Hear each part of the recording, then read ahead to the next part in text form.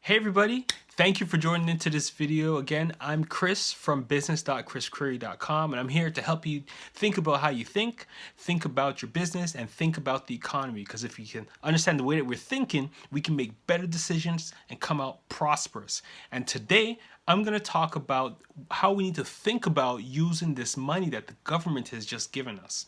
Now, if you're in Canada or the US, you may have seen some money in your account if you applied for it and if you qualified for it as a result of some economic situations that we're going through in our countries.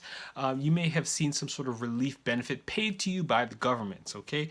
Ranges from maybe $2,000 or $1,200, depending on which country you're in. You may have received some money in your account if you qualified for it. Now that this money is in your account, what you don't want to do is spend it foolishly.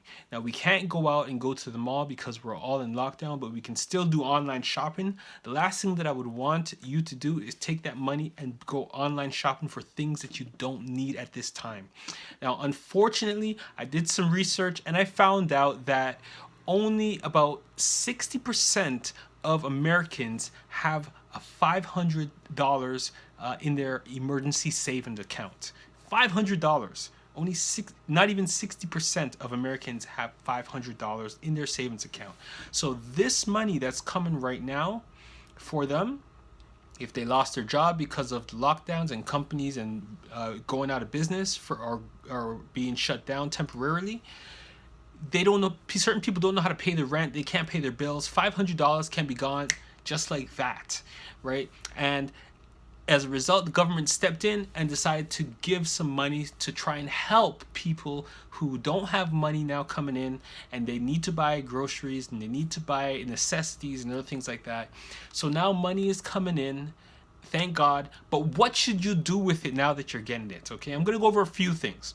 The first thing that I'm going to go over is number one is to pay your tithes. Now, it's not a surprise to anyone, or it shouldn't be a surprise, but I'm a Christian, and all of the things that I say on this channel have a Christian perspective or a Christian worldview behind it. So, if you are a Christian, one of the things that you want to do is make sure that you pay your tithes. And the reason for this is simple. You want to remain in covenant with God. You want to allow the blessings of God to continually be upon you, and you want to do your part so God continually will do his part to bless the other 90% that you have, right? You want that 90% to stretch as far and as wide as you can stretch it to meet all of your needs. And I'm witness to this where I can testify to this, I should say, where after I paid my tithes, I've seen God bless me in ways that I cannot even understand naturally. God is able to do things to you and allow blessings to come into your life that can far exceed that 10% that you're actually giving him. So you always, always, always want to be in covenant with him. And so out of your check that you received, make sure you donate it to your church in your tithes and your offering. Give 10% back to your church and bless the house of God. Don't forget to take care of God's business, because when you take care of his business, he will take care of yours. And he's a good father. He will take care of you during this time.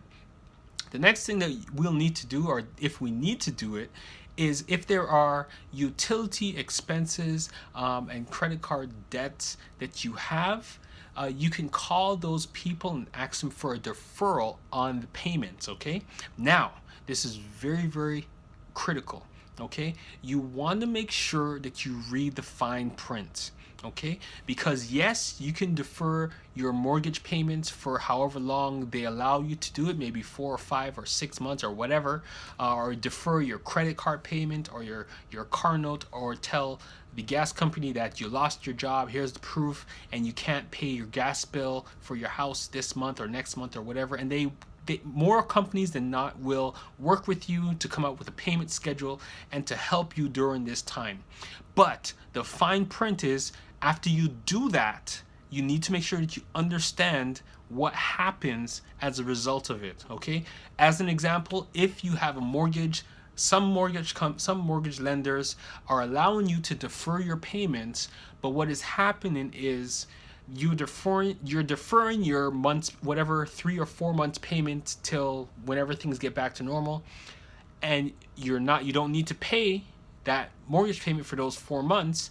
But what happens at the end of those 4 months is that principal amount will be, and your monthly payments will all be recalculated. So your monthly payments going forward after things get back to normal will be higher than they were before, right? All because you deferred your payments for those 4 months. They recalculated your mortgage payments, right? This is in the fine print, and a lot of people don't read the fine print before they go and apply for these benefits. So make sure that you understand it. Do it if you need to, but make sure that you understand the implications of deferring those payments.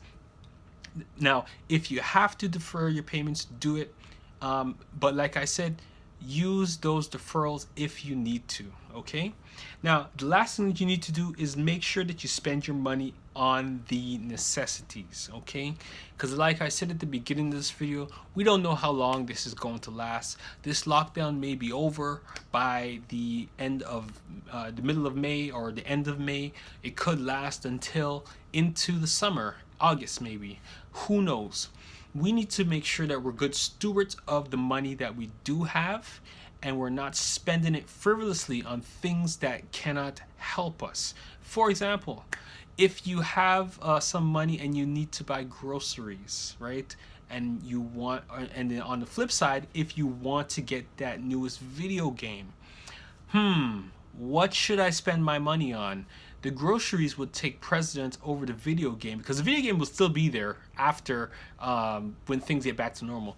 But you need to eat to survive, right? I know it's a very basic and simple example, but there are situations where people are confused with what they should do with the money, and they're spending it foolishly on other things.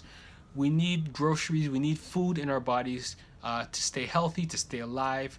So use the money wisely. Don't spend it on foolish things. Don't go online shopping for a new bag or a new purse or a pair of shoes. Spend the money on necessities, okay? So groceries, toiletries, medicine, vitamins, everything you need to keep yourself healthy.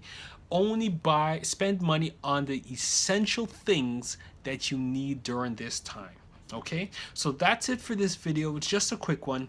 One of the things that you can do to help increase the amount of money that you are able to make during this time, or the amount of money that you can get in at this time, is try my 1 month business challenge. All right, you have the time because everyone's in lockdown. There's a lot of people that are not working. You have the time.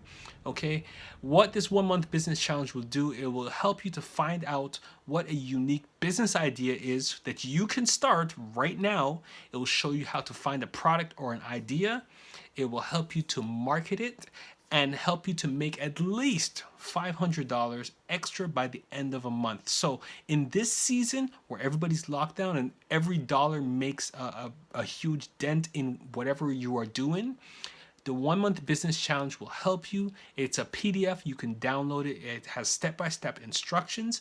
The link is in the description below. Download it, follow the steps, and by 1 month, you can be making as little as $500, if not more than that, okay? And in times like this, we need to know how to use our creativity because of the circumstance to use it to benefit us, okay? So my 1 month business challenge is a PDF. It's in the link below. You can download it, and then you can follow the steps and give me your feedback. Let me know how your progress is going on it, and I hope that you are blessed and hope that you can grow and increase as a result of it, okay?